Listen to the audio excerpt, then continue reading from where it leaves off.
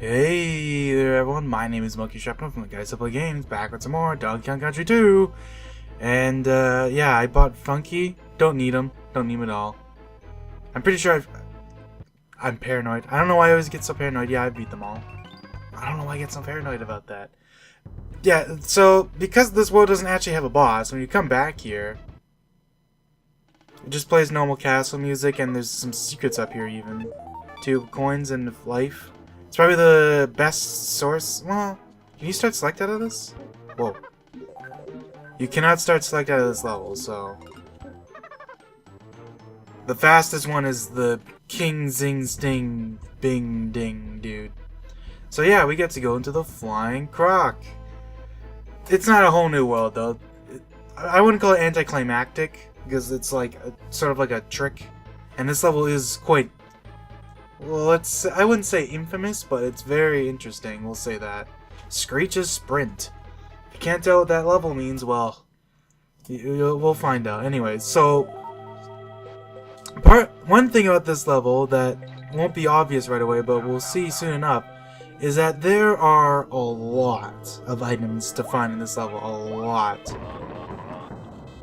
Damn, I got them all. That's rare. You have to, like, nail... right in the middle, and the explosion will just barely get them all. But yeah, there's a lot of items to find in this level. Also, for some reason, there's a banana up here. It's like out of reach of a jump. I don't know why it's there. It's just someone either misplaced a banana, or it's just like, I don't know, some remnant of something else. But anyways, so yeah, there's a lot of things hidden in this level, and it'll be pretty tricky to get them all. And once again, we'll see why coming up. But for now, let's just deal with this guy. Ow! I mean, I can just run past them, but I mean, you know, it's like this is one of the last times we're gonna get to see them, so... I mean, you wanna, you know, give them a chance to shine while I run past all these jukes, because who cares about mini neckies anyways? I don't. I mean, they're just pirates. Oh, yeah, I was about to, like, roll past. So, team throw up here. I think this is, like, one of very few instances where team throw is actually required. The camera doesn't scroll up here to make it a little tricky, I guess. I'm not sure if that's on purpose or not. Probably. I mean, Rare doesn't really make mistakes like that very often. And then you get a little DKC because the trick here is we actually have to use... Like, this level is so weird. You have to use Team Throw. It's like the only time you ever have to use Team Throw. They make you actually use her helicopter, which is the only time you ever have to use that. And this one's basically all about switching. Dixie can make those jumps. It's actually not that hard to make it as her, but if you're not that great at roll jumping, switch to Diddy. He floats. He's floatier with his roll jumps, so that's like the whole trick. But like Dixie can make it just fine. Only one more cramp coin, and we'll get that from the next level. Anyways, let's go ahead. Can I switch? Jeez, it's very finicky when you can switch. If you're like uneven, you can't really switch. Let's do this. So that's a little trick. You'll see why that trick can be kind of fun. Because like normally when you get squawks, you kind of get locked over here. But if you die, because you respawn as squawks out hitting the barrel, you can actually decide to fly through the whole level if you really want to. But yeah, anyways, so why is this level so infamous? Because of this jerk head. The funny thing about Screech though is that even though you wouldn't think it, you can just fly over him. For some reason, the developers just didn't place the trigger line all the way to the bottom. Anyways, I'm gonna go ahead and kill myself. Because I actually do want both hits. You can get over Screech without dying, but like, I mean, I don't feel like wasting everyone's time with me just like flapping around for a minute. Anyways. But yeah, if you come here as, if you come out of here from the midpoint, you can just kind of reinvestigate the whole level for funsies. But I mean, you know, that's another time. Anyways. So yeah, you get over here, you touch Screech's line, and you get a nice red light. So anyways, I'm going to be trying my best to try to get all of the goodies as fast as I can throughout this section. I think I already missed something because I think you can kill a bee to get stuff, but whatever. I mean, like, I'm going to do what the level pretty much intends you to do. You kind of just, like, if you're good with squawks, I bet you this isn't even that hard. Like, I wonder. I've never actually tried this before, to be honest. Normally I'm just like, screw all the secrets, but like, why not, you know? How often do you actually see people get all this stuff? because you have to kind of go pretty far out of your way to get everything. So, especially here, because you kind of want to fly back up here to get these bananas. And then you can take a little shortcut here. Whoa!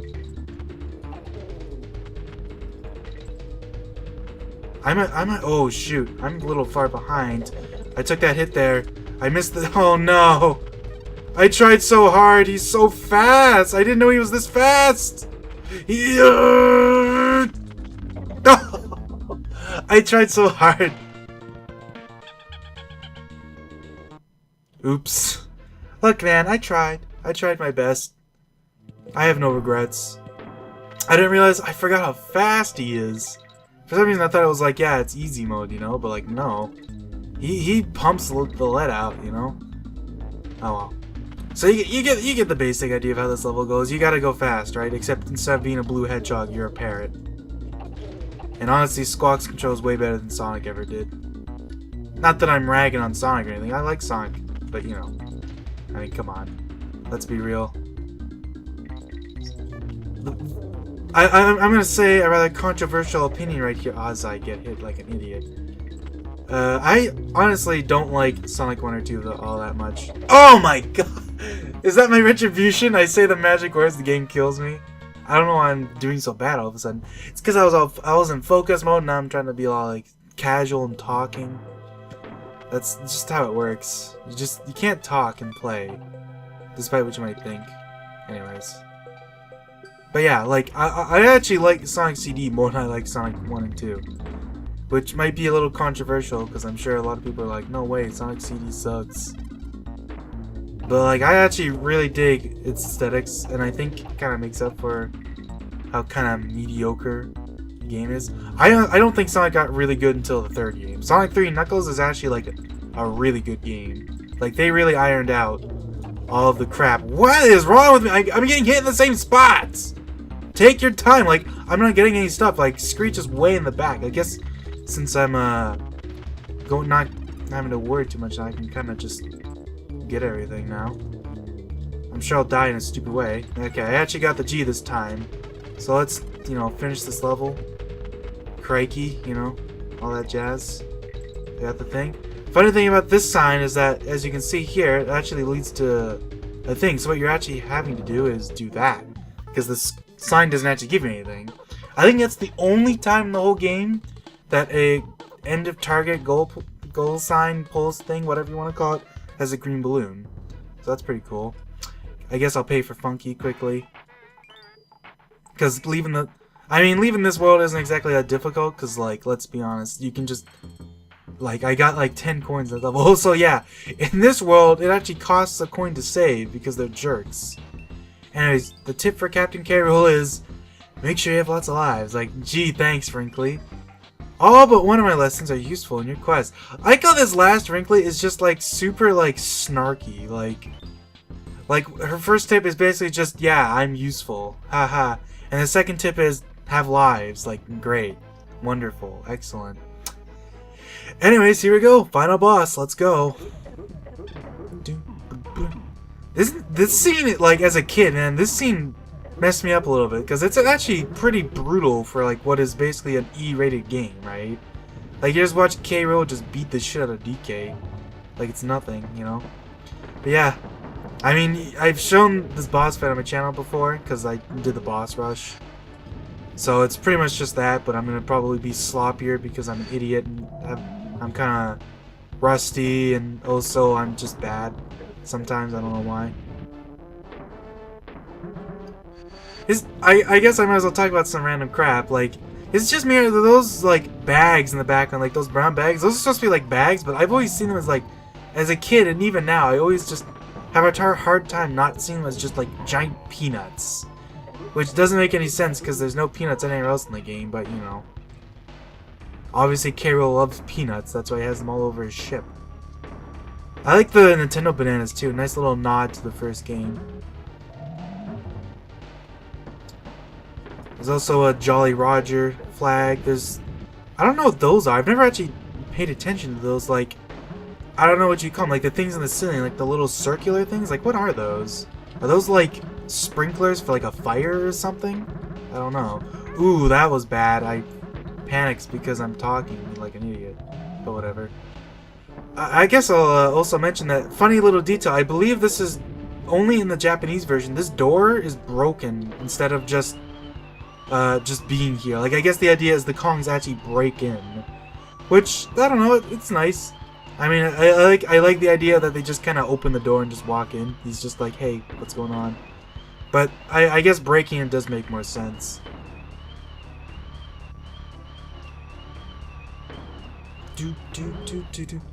And then when you break that barrel, like, the barrel sound just plays forever. Like, just listen for a sec. It's hard to tell over all the sound effects, but yeah. Barrel sound basically just plays for a long time. I think it stops playing when you... I forget what triggers it. I know it stops playing at some point, but I don't know what triggers it. Anyways, like, the only time K.Rool goes slow and then he goes invisible here because he's a jerk. I didn't really explain anything about this fight, did I? Because, I mean, I've shown it on my channel before, but I mean, it's like, not everyone's gonna watch that. In fact, I bet you no one's gonna watch that. But I mean, it's pretty self-explanatory. I mean, you throw the cannonball at him. Don't get close to him while he's sucking in, because he'll actually, like, hurt you. And I don't mean, like, you just get hurt. Like, he actually does, like, a little fancy animation and everything that him, like, whacking you.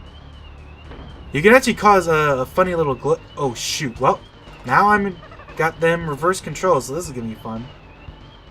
So if you couldn't tell, those clouds actually, like, affect you. And these purple ones reverse your controls. This one can be kind of nasty. This one's nasty because of... You'll see in a second here. I might get hurt. We'll see. Ugh. The controls disappear and unreverse themselves right when he finishes sucking you up there. Ooh, that one's fast. So, like, if you're, like, right next to him, your controls will unreverse and you'll just run right into him and get hurt. Anyways, that's Creme Coin 75. That's all the Creme Coins in the game. And DK breaks free and punches him. Why couldn't you do that in the first game? Why was it so easy here, huh? And K.Rool gets eaten by sharks because, you know, he sucks. I don't know. I knew you could do it, damn my boy, but how could you fail? I've learned all you know from old Cranky here. Good old Cranky being a narcissist. Let's look at some of the stuff in the background instead of reading the text, because I mean you can just read it yourself. But like, these backgrounds are so good. Like, there's a barrel there for 4 coins. You can see some DK barrels and bananas in the front. There's a giant Super Nintendo controller. There's Winky the Frog. You can see, I think that's supposed to be Killer Instinct arcade machine. There's a portrait or like render of someone. I don't actually know what it is. There's a big Cruncha head mounted on the wall in the back. For some reason, I always saw the lighting on his head as being from like I thought it was like a snowball in his mouth or something. I don't know why. There's a surfboard. There's a Rareware emblem. Just DK letters and a big Nintendo sign. Oh, that's a reel in the front there. I couldn't tell what that is. Is that a reel? It has like the things in the front. It's hard to tell. There's also swords. Anyways, yeah, we beat Yoshi, but we lost to Mario. This screen's pretty funny because like this is like basically Rare's render of Mario. He looks kind of funky here, but I mean, if you think about it, he looks actually pretty similar to how he would look on like in Super Mario World. I mean, if you really think about it, Mario looks pretty funky in Super Mario World too. There's also Yoshi there, and if you don't have enough DK coins, if you're like really low, Link will actually be here in 3rd place. Which is funny to me that Yoshi beat Link. Like, you really think that Link, the guy who collects everything, loses to a freaking horse? Like, come on, man. I just love like the basic animation too. Just hop back and forth, and Mario just waves. Like, it's pretty appropriate. Now there's that punching bag with Diddy on his face. Diddy on his face. Diddy's face on the punching bag. I don't even know what I was trying to say. Oh, just listen to that music, man. This game, I hope I did this game justice. This is honestly like one of the best platforms of all time. Like, it is such a good game. It's funny how much of an absolutely monumentally massive improvement it is over the first game. Like, I think the first game is fine. I think it stands up to time. I think the first game looks nice. I mean, not all the bonuses are like well hidden, but I mean, they're still figuring stuff out, and the bonuses don't really unlock anything. So it's not like if you miss a bonus, it's like, oh no, it's the end of the world. Like, whatever, you beat the game. All it changes is Cranky says something different. But it's like compared to this game, where like this game's aesthetics, like the music, like just like the levels, like everything is just so good. Like I say one of the best platformers of all time because I'm trying to be nice and because I know not everyone, like some people think Super Mario Worlds are like one of the best platformers, and then it's like I've heard some people even say that Yoshi's Island is like one of the best platformers, and I can kind of see where that's coming from too. But like honestly, like I just like personally, I think this is the best platform of all time. It just straight up, like honestly, like like it like finding all of those like bonus barrels and DK coins is so fun, like, and even without them, just the levels themselves are so fun and creative. Like honestly, and we haven't even seen them all yet because we've still got the Lost World to do. Like look at these enemies, like an enemy. That Crook is basically a boomerang bro, but like actually like fun to look at. Like it's not just like some turtle that throws boomerangs. He has hooks on his hands that he throws and whips them back at you. What a fun enemy, you know?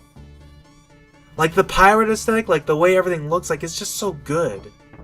Like every aspect of this game is just like basically flawless. Like the only thing that I hear people complain, like think about how long this game came out in 1995, and like the worst complaints I've ever heard about this game is that the hitboxes aren't always like perfectly easy to tell. And honestly, I don't even think that's true. Like people just aren't used to the fact that like the hitboxes are like constantly changing with your sprites. So like I've seen people get mad because like they'll throw a barrel with Diddy, and when Diddy throws a barrel, it like reels back a bit. So if you throw a barrel right when an enemy runs into you, you'll actually get hurt because the barrel's not in front of Diddy anymore.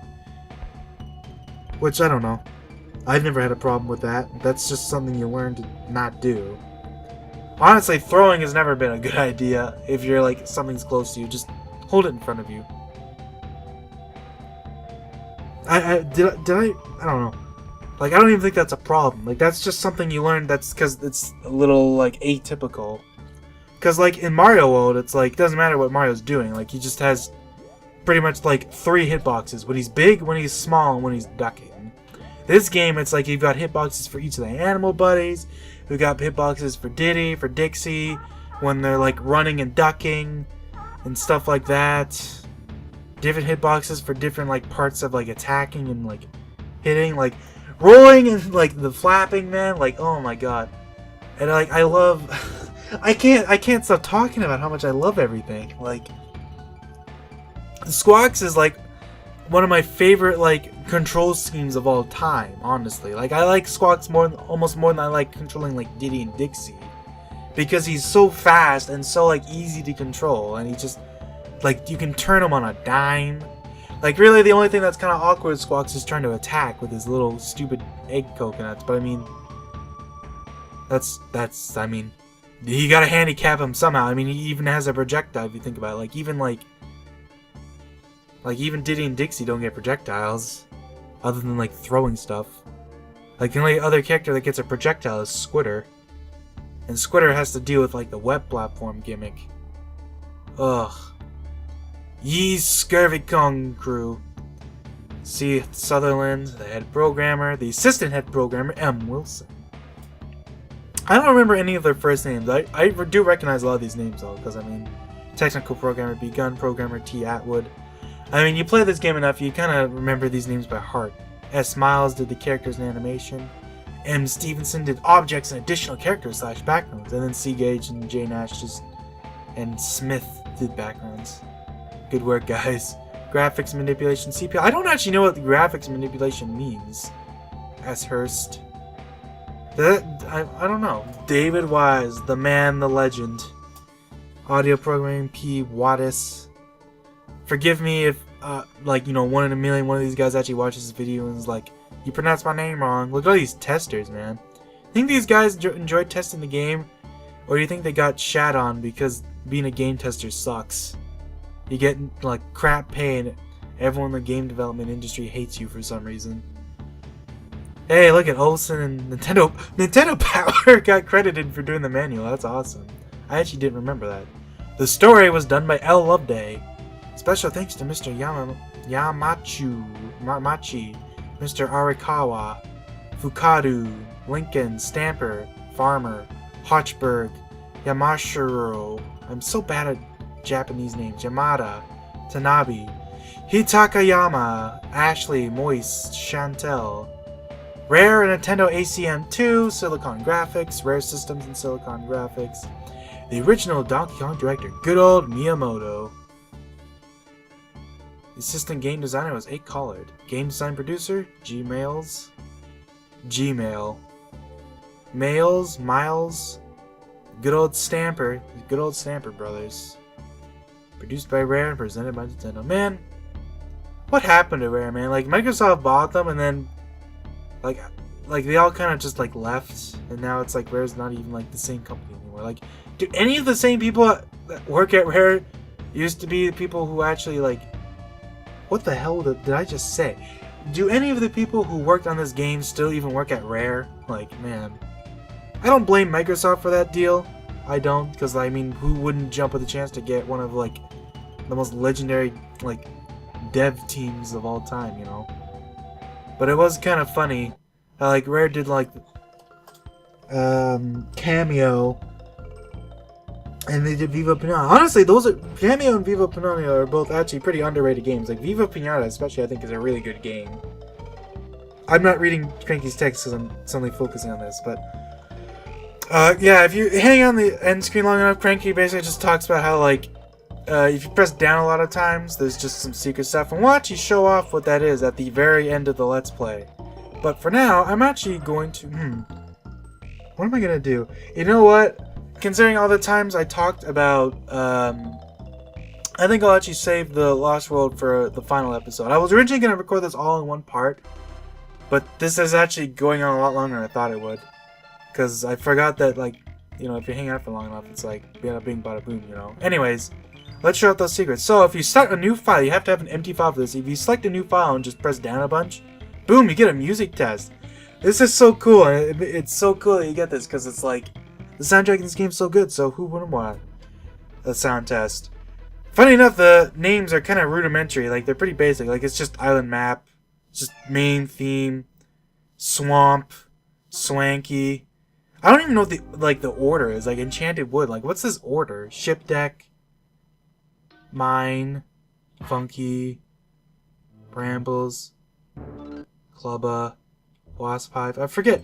Is the Stronghold Showdown theme here? I don't think it is, if I remember correctly, but I guess we'll see. Let's check. Like, look at the order. Like, there's like no... Oh, it is! So this is like the only way you can hear the whole thing normally in-game without like glitching or something. Do do do do do do do do do do do do do do do do. Brown, brown, brown, brown, brown, brown. But yeah, it's pretty cool. This is like one of the best games to have a sound test too. But yeah, like look at this order. Like this order makes no sense. I don't get it. Like it kind of feels like it starts off alphabetical order, except not at all, because it does 2 S's in a row. But that's like it does at least end with K.Rool and the credits theme. But it's like even the credits are before K.Rool. It's so weird. Is there any way to like... Oh, back off. Okay. So if you press down a bunch, again, you actually get a cheat code area. And I just realized that the book that Diddy's reading says Sad Hag on the front page. Oh my god, Rare. You sons of bitches. There's not really any major cheats. Like, you can enter a cheat code that gets rid of like all the midpoints and stuff and DK rails, I believe. And there's a cheat code that lets you start with 50 lives, but it's not like lives really matter in this game. That's like probably, actually right there is probably the biggest flaw of the Donkey Kong Country games, is that for the most part, lives don't really matter. Like, anytime that you really need to worry about lives, you can probably just like find a lot, like, if you're starting a new world, you should always go back and save, and then if you're having trouble with lives after that, it's like, just go back to the first level and just get more lives, you know? Ah! Hiccups. Hiccups. Alright. And with those hiccups, we will end this part. I will see you next time for the final episode of this series, and I will do Donkey Kong Country 3 afterwards. Don't, definitely not going to let that one go by. Because I think Donkey Kong Country 3 is really underrated. I think, like, I see commonly that people think the third one's, like, the worst of the three, but, like, that's not even close to being true. It definitely does a lot of things kind of differently, but, like, I think that game's really good, too. But anyways, I will see you guys next time. Bye-bye for now.